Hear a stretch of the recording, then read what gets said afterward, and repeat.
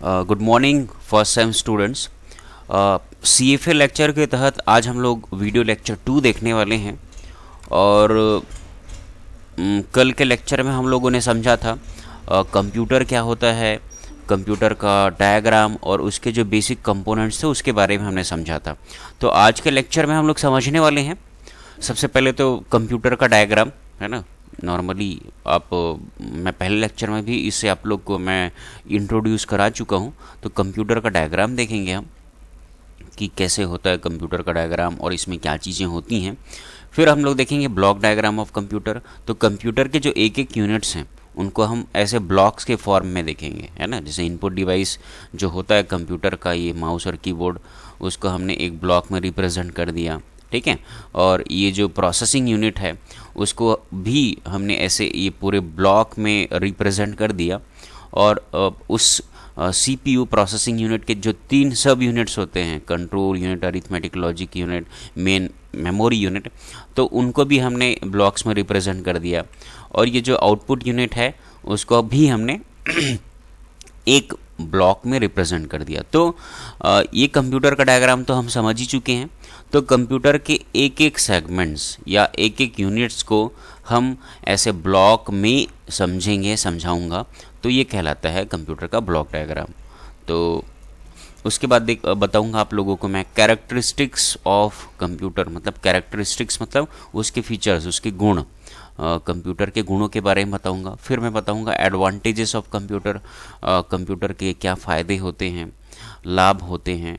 Disadvantages of computer, computer के disadvantages के बारे में बताऊंगा आप लोगों को मैं। तो चलिए स्टार्ट करते हैं।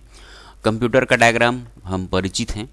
This is keyboard unit, this is mouse, this is our output unit, this is our processing unit, CPU central processing unit, brain of the computer. फिर हम देखिए, तो ये जो ब्लॉक है ये रिप्रेजेंट कर रहा है इनपुट, जितने डिवाइसेस हैं कंप्यूटर से कनेक्टेड पेरिफेरल्स, उनको ये रिप्रेजेंट कर रहा है, जैसे कि माउस, कीबोर्ड। तो देखिए, हम माउस और कीबोर्ड से जो इनपुट देते हैं वह कहाँ जाता है, CPU का एक हिस्सा होता है मेन मेमोरी, है ना, मेमोरी में जाता है। जैसे मुझे 2 और 2 को जोड़ना है तो वो क्या होगा, तो देखो कंट्रोल यूनिट, अब देखिए मैंने कल के लेक्चर में बताया था। तो ये तो हो गया इनपुट डिवाइसेस, कीबोर्ड और माउस को रिप्रेजेंट करने वाला ब्लॉक। और ये जो पूरा ब्लॉक है हमारे कंप्यूटर के प्रोसेसिंग यूनिट या CPU को रिप्रेजेंट कर रहा है।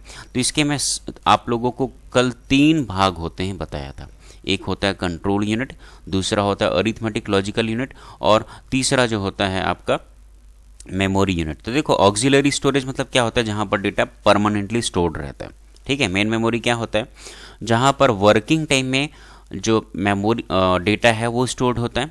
और कल मैंने बताया था कि कंट्रोल यूनिट क्या होता है, यह जिस प्रकार से हमारे कॉलेज में प्रिंसिपल सर हैं वो कंट्रोलिंग का काम करते हैं कि कौन सा कार्य कब होना है, वह आदेश देते हैं। तो उसी भांति कंट्रोल यूनिट का काम है कंट्रोल सिग्नल को इशू करना, जनरेट करना। जैसे कि इनपुट डिवाइस को यह कंट्रोल सिग्नल भेजेगा कि यस, आप मुझे, कंप्यूटर को आप इनपुट दे सकते हैं। तो कंट्रोल सिग्नल जैसे ही मिलेगा हम यहाँ से टाइप करेंगे, सपोज मुझे 2 और 2 को जोड़ना है, तो कंट्रोल यूनिट मुझे आदेश दिया कि ओके आप इनपुट करिए।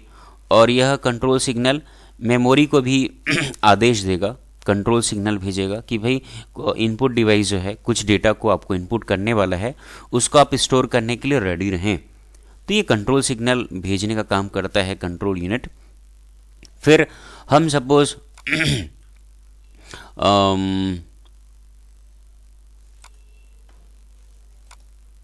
मैं मान लो कोई डेटा है 2 और 2, उसको मैं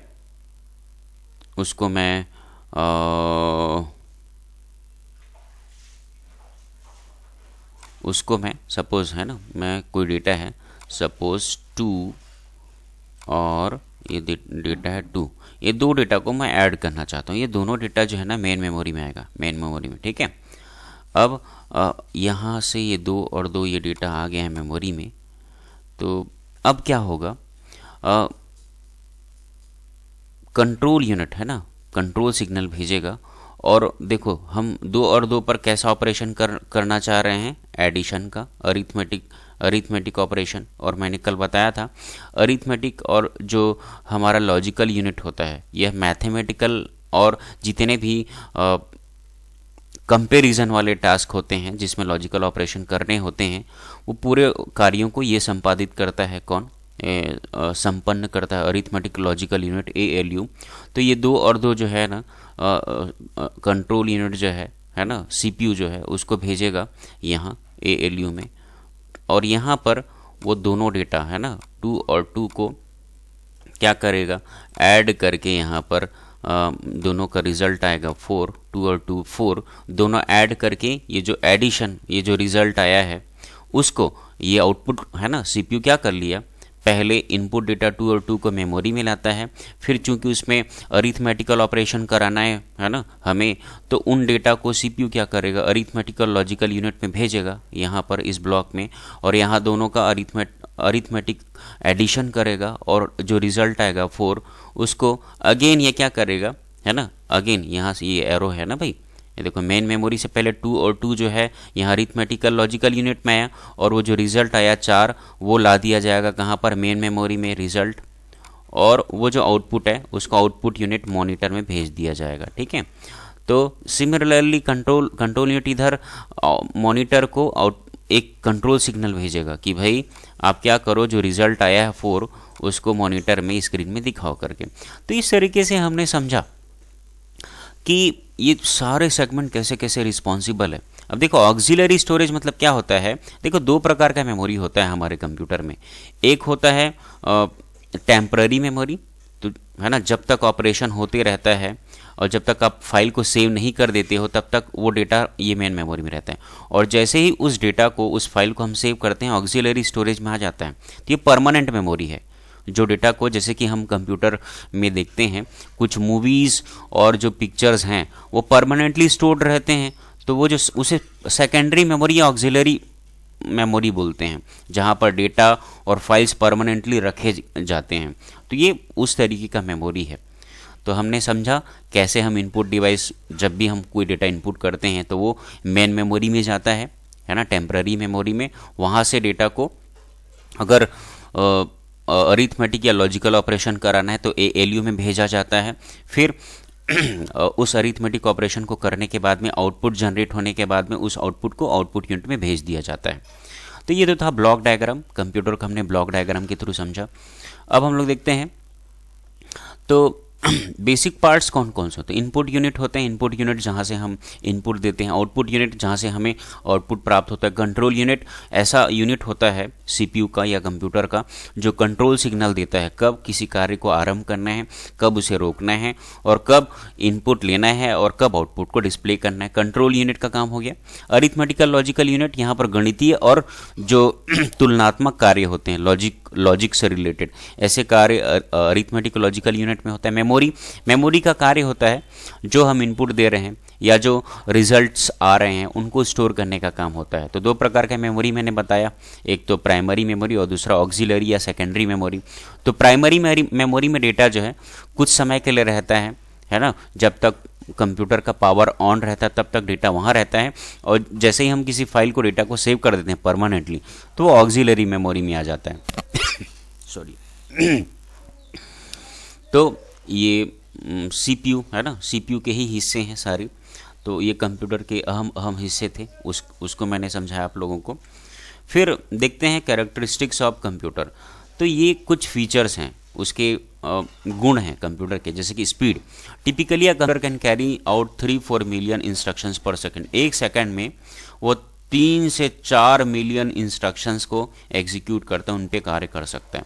accuracy, computer exhibit a very high degree of accuracy, मतलब कंप्यूटर जो है किसी भी काम को बड़े एक्यूरेसी के साथ करता है, बिना एरर, बिना मिस्टेक के साथ। एरर्स दैट में occur are usually due to inaccurate data, wrong instructions और bug in chips, all human errors. तो एरर आते भी हैं कंप्यूटर में, तो या तो डेटा गलत इनपुट करता है तब, गलत इनपुट डेटा देता है तब, है ना, या तो फिर कुछ वायरसेस आ जाते हैं हमारे कंप्यूटर के चिप में, या तो कोई मानवीय एरर्स, ह्यूमन एरर्स की वजह से, अदरवाइज कंप्यूटर कोई मिस्टेक नहीं करता। Reliability, computers can carry out same type of work repeatedly without throwing up errors due to tiredness or boredom which are very common among humans। तो देखो ये बिना थके और हमें बिल्कुल एक्यूरेट और बड़ा अच्छा रिजल्ट देता है, इसलिए रिलायबल है, विश्वसनीय है।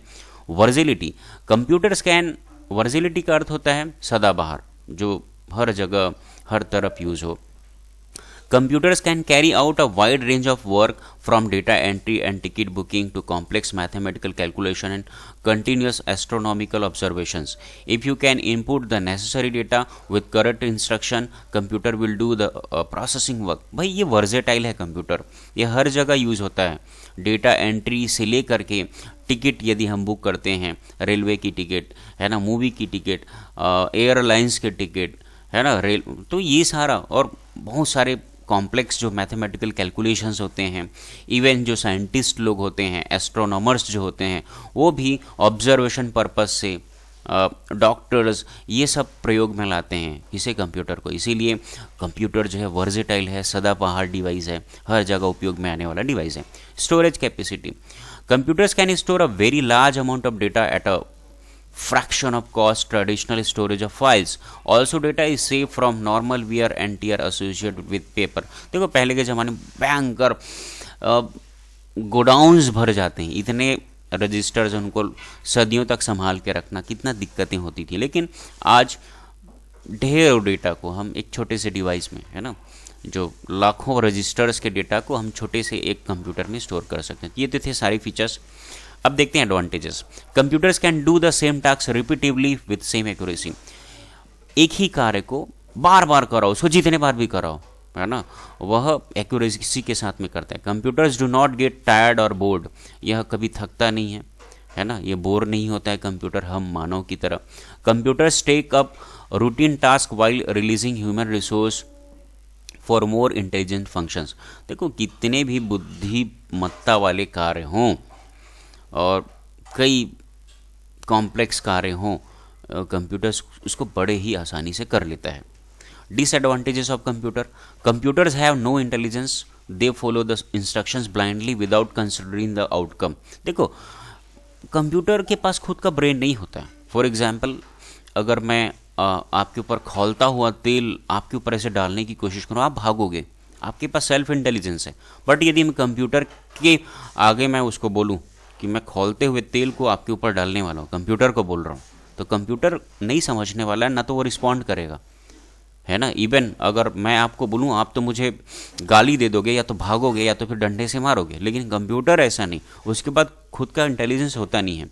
उस सॉफ्टवेयर जो इंस्ट्रक्ट करता है उसको अकॉर्डिंगली वो ब्लाइंडली उसी को फॉलो करते करते ये कार्यों को करता है। Regular electric supply is necessary to make computers work which could prove difficult everywhere specially in developing nations. तो देखो इलेक्ट्रिसिटी चाहिए ही चाहिए, कंप्यूटर में वर्क करना है आपको तो कंटिन्यूस इलेक्ट्रिसिटी सप्लाई चाहिए। तो भाई डेवलपिंग नेशंस जो हैं जहाँ इलेक्ट्रिसिटी नहीं है, वैसे नेशंस में कंप्यूटर की उपयोगिता ज़ीरो है, तो यह डिसएडवांटेज है। So thank you very much. आज हमने समझा कंप्यूटर का ब्लॉक डायग्राम, उसके फीचर्स, उसके गुण और उसके एडवांटेजेस और उसके डिसएडवांटेजेस को, तो बड़े अच्छे से समझिए। कोई भी डाउट होगा, this is my mobile number, WhatsApp number, you can message me, call me and raise your queries and doubts whatever you feel, whatever you face. और सारे ये वीडियोस का आप नोट्स बनाइए और कल के लेक्चर में, है ना, थ्योरी लेक्चर में से सबमिट करिए। Thank you very much.